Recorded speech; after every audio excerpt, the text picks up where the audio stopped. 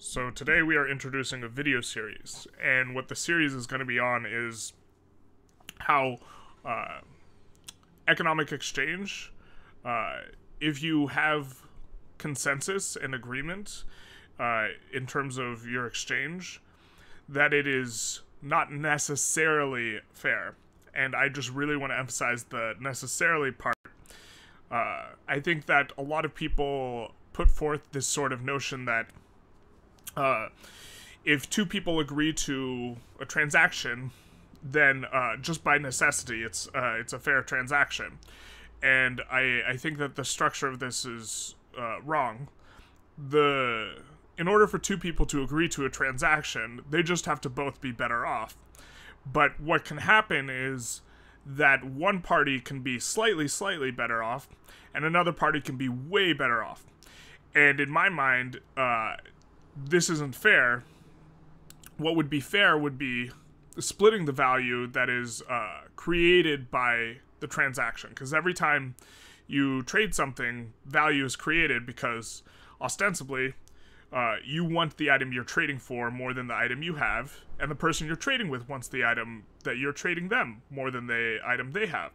And so, also it works with money. So, there's this psychological study where there's a game where there's like $10, and you can choose to split it however you like. And then the other person can choose whether or not to accept the split. And so, if you split it 5 and 5, the other person will accept. What they noticed, interestingly, is if you start to give the other person a really sore deal, like you get 8 and they get 2, they'll refuse the deal, and then no one gets anything, right? And the reason you do this is because the deal, it's not fair. I think of this kind of in the same way I think of economic transaction, where if you gain any value at all, generally you'll consent to a transaction, but someone can be getting way more value. And in my mind, that is unfair, right? Because what would be fair is splitting the excess value gained equally. So, before I explain kind of an example I like to think about when I think about this is there's a distinction that needs to be made between use value and exchange value that I think can help perhaps down the road. And that's use value is what you sort of get in terms of value just by consuming the item. Exchange value, if you live in if you can watch this video, you probably live in a country where value is determined by market values entirely, market forces. And so exchange value is just the cost of everything, because everything is determined by market value or exchange value. But there are instances of items which have a tremendous amount of use value, but are almost worthless in terms of exchange value. And a good example of this is if you live in a developed country, is fresh water has a use value that is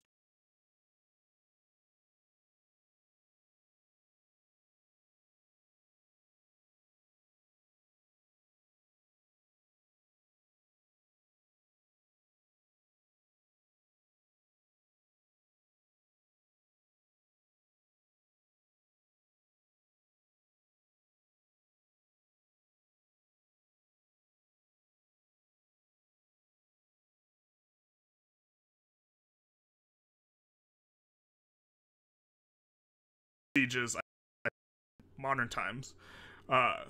Jewelry becomes very cheap and food becomes very expensive, and it's market forces, it's supply and demand that causes that. But in the end, what's important in terms of exchange value is in terms of use value is like food and water.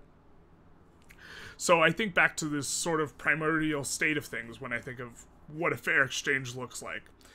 And let's say I'm a tool maker, like caveman days, and you're a basket weaver. A fair exchange is when I roughly trade an hour's worth of my labor for an hour's worth of your labor, right? So I make a tool that takes an hour to make, and you make a basket that takes an hour to make. To me, that's a fair exchange. An unfair exchange would perhaps be if I spend 2 hours making a tool, and this tool... Well, let's go back to the fair exchange real quick. The reason why both people get value is, let's say it would take you 2 hours to make the tool, it takes me 1 hour. And it would take me 2 hours to make the basket, that takes you 1 hour. By exchanging, we each save ourselves an hour of work. And so we're splitting that. An example of an unfair exchange would be, let's say, I spend 2 hours making a tool. And that tool would have taken you 4 hours to make. So you're going to get it in half the time. But what I trade for is a basket that would take me 2 hours and 5 minutes to make. Now this is worth it for me because I'm still saving 5 minutes. But let's say the basket only takes you a half hour to make, right? So you are 8xing your return on investment in terms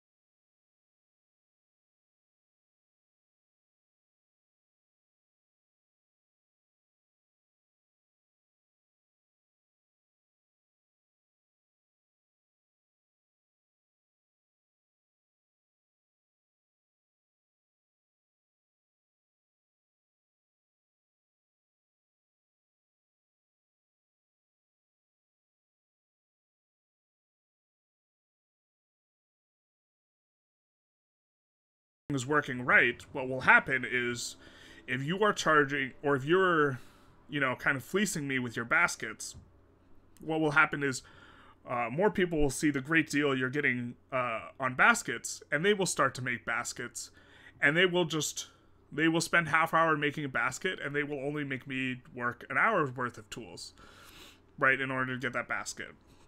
And so on and so forth until there's an equilibrium, and we return to a fair state of things where I'm working roughly an hour to make items to trade for someone else working roughly an hour, and we're both making use of each other's expertise and specialization. Okay, so that's when everything's working well. There are instances where stuff does not work well, like when you have a monopoly and there's a market failure.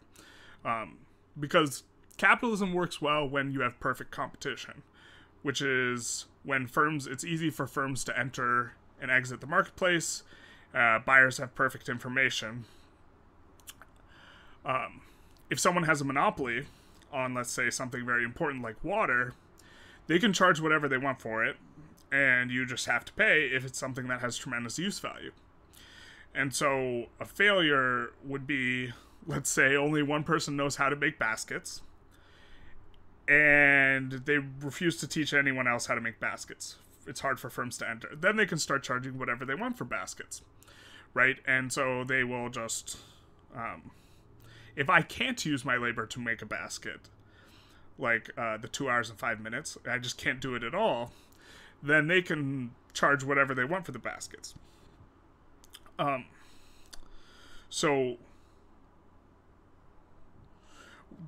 the thing to focus on is that value is determined not by innate sorts of things within the objects, but by this exchange value. And that means that when someone has a lot of leverage in terms of negotiation, they can split the excess value that is gained kind of however they want. And this is problematic, and it leads to, in my mind, unfairness. Because one person is extracting way more use value from the exchange than the other person. And so, let's think on the example of the primordial people, and let's add another element. Because in order to kind of capture what capitalism is more about, I think capitalism, if you think about it just in terms of trading labor, it works a little bit differently than once you introduce the capitalists, which is kind of what makes it work. In order to, create opportunities for labor, a lot of it has other inputs involved other than just labor, right? And this is capital. And so let's say someone owns the quarry where the flint is gotten from to make the tools. And they let me use the flint. In exchange, I split half the use value I get from the exchange with them, which that seems fair to me. And someone owns the place where the reeds are gathered for the baskets, and they split it. Now, if I don't like the agreement I have with the flint guy, I can go find a different flint guy. And this is kind of everything's working properly. But if he's the only flint guy in town, suddenly I have a problem. And so what will end up happening is the value I get, the 1 hour I save in the original basket example where I spend 1 hour making tools and I trade it to the person who spends 1 hour making baskets and I get an item that would take me 2 hours to make. What will end up happening is I will have to make, let's say the value of the basket is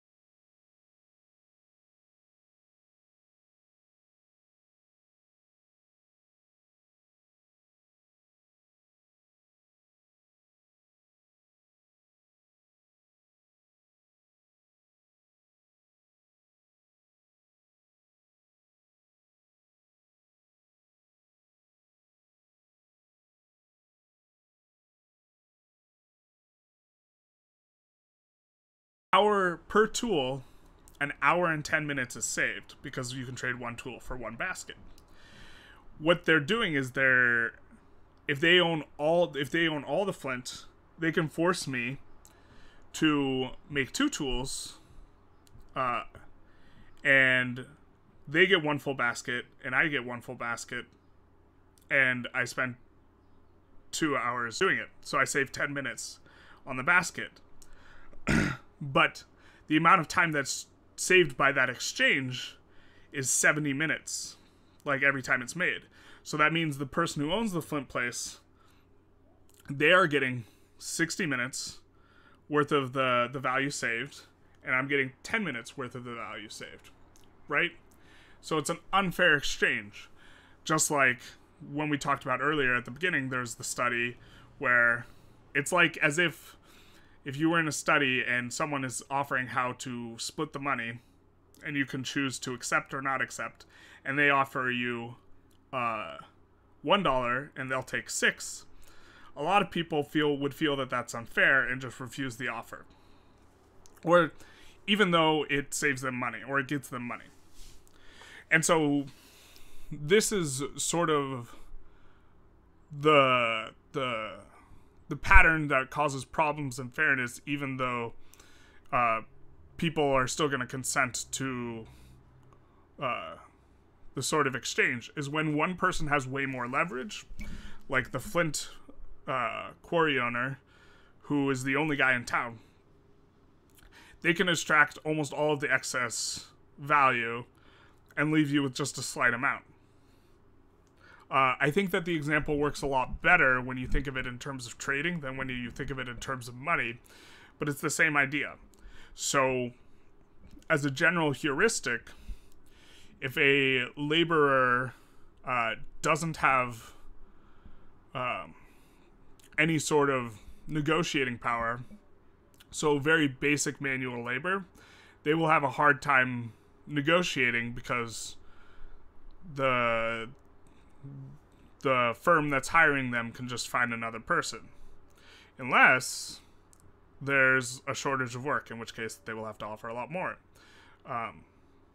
than they otherwise would, and they'll offer up to the amount that the value is worth. So if there are, let's say, a shortage of tool makers, and there's tons and tons of flint quarries, what you would get is something that looks a little bit more like the reverse, where the tool maker would make,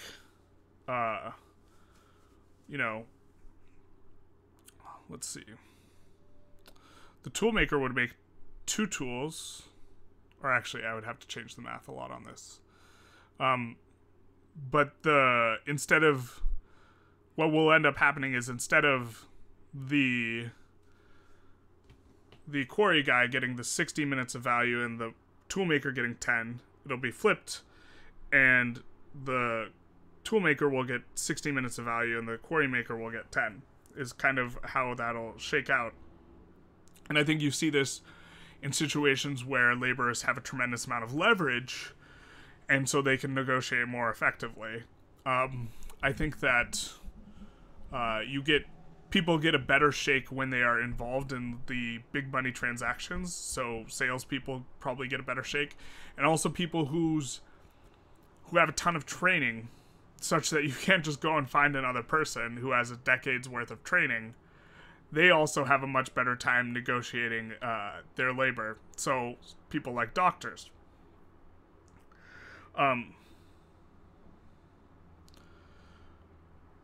So the larger point is that when you use market forces to determine values of what people pay for things,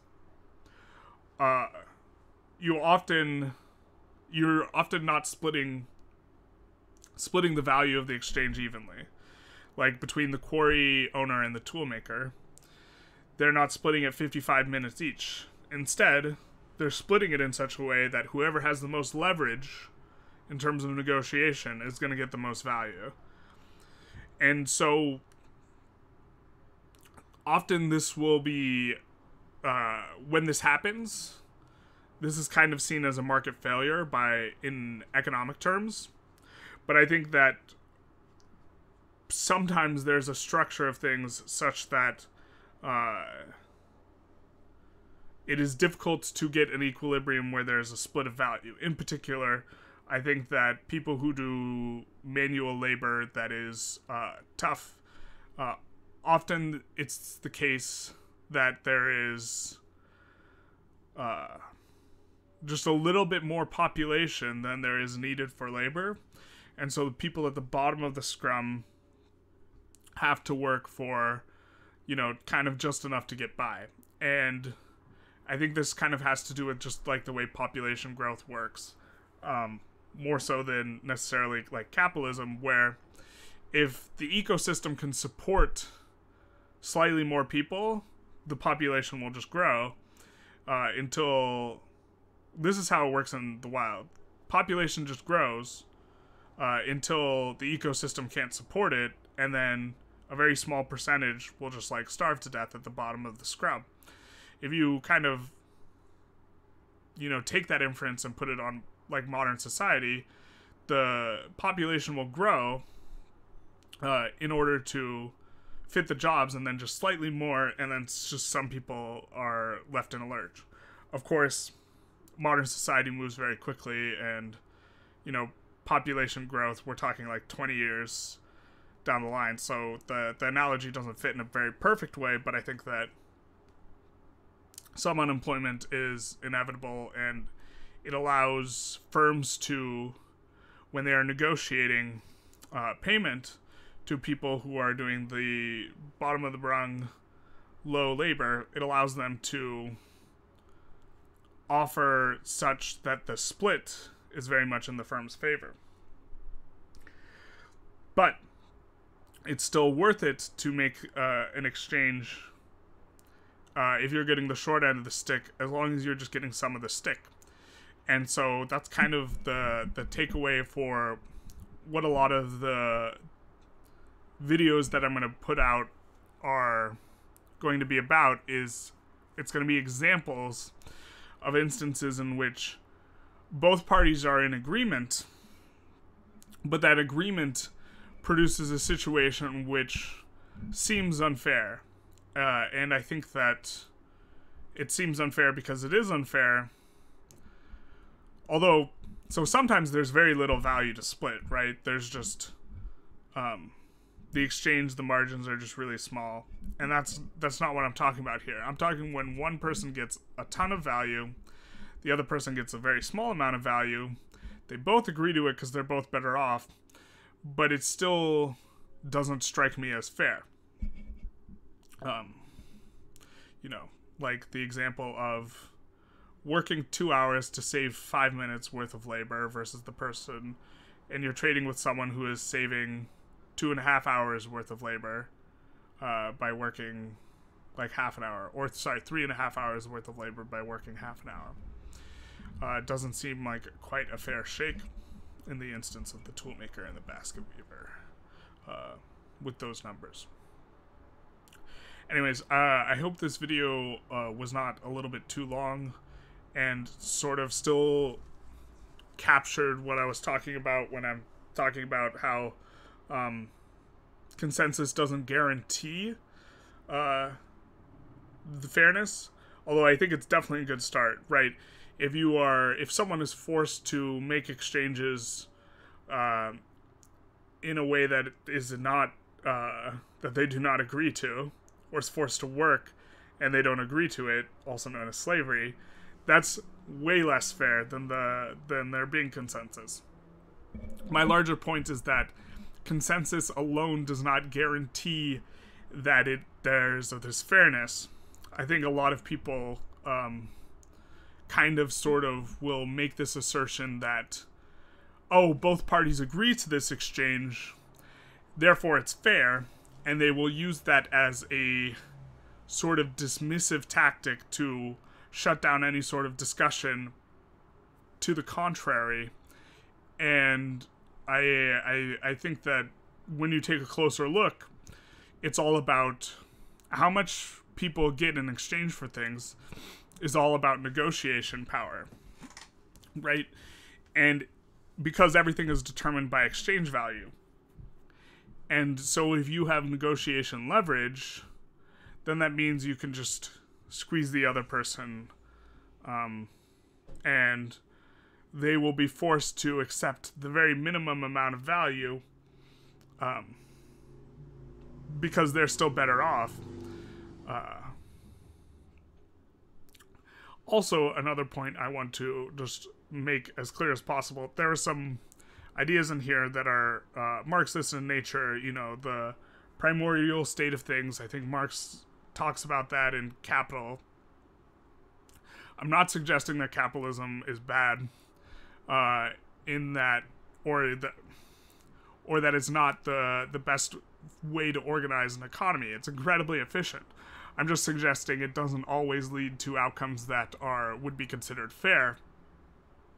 Certainly unregulated capitalism does not, because if you have a completely unregulated capitalism, you get monopolies, right? And if someone can own the rights to all the clean water, which they can't, in any developed country that I know of, then they would just be able to, they would have the leverage to charge whatever they want.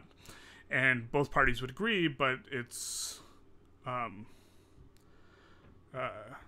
it wouldn't really be fair. It's because the person has all the leverage, not because there's so little water.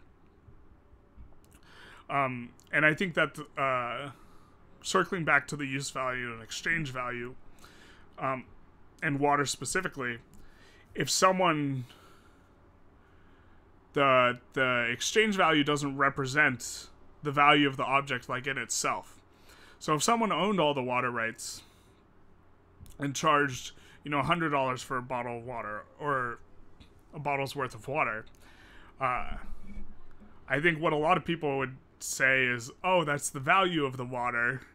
There's not a problem. That's how much they're charging for it. That's how much it's worth. Of course it's okay paying $100. I just don't shower very often. And there's this, just because the market is determining the price of something at a certain level doesn't mean that that's like the innate value of the object. It's just how the market determines the value of it, which is incredibly important for the efficiencies I talked about earlier, but it's not a sort of, you know, metaphysical assertion of the object's value that is existent in the abstract, right? And when you get down to it, there are certain items like water and food that are tremendously important to people, that even if the exchange value is low, they're necessities, and they're going to be, people will be willing to pay any amount for them if, but they don't, because they don't have to. If someone's charging $100 for a bottle of water, I won't pay it unless I can't find one for cheaper, and then at some point I will pay it. So I don't really have a discussion question for this video because it's kind of introducing a topic, but if anyone has any sort of specific instances where there is agreement, but there seems to be not a lot of fairness in an exchange economically, feel free to leave them in the comments. If you are interested in this sort of topic thread, let me know, and subscribe, and also have a good one.